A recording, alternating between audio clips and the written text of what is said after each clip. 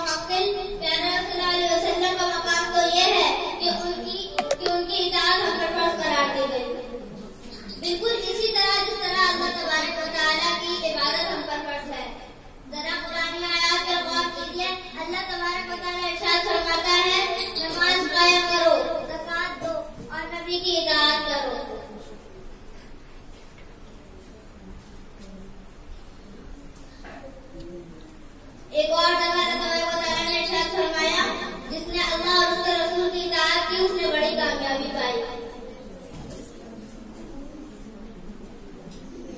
जरा गौर करें, हुजूर सल्लल्लाहु अलैहि वसल्लम का मकाम वो है कि जिस तरह अल्लाह तबारक व तआला की इबादत हम पर फर्ज है, बिल्कुल उसी तरह हुजूर सल्लल्लाहु अलैहि वसल्लम की इताअत भी हम पर फर्ज है। एक जगह अल्लाह तबारक व तआला इरशाद फरमाता है, अल्लाह और उसके मुक़द्दस फरिश्ते दुरूद भेजते हैं आप पर, और ऐ ईमान वालों तुम भी खूब दुरूद और सलाम भेजो।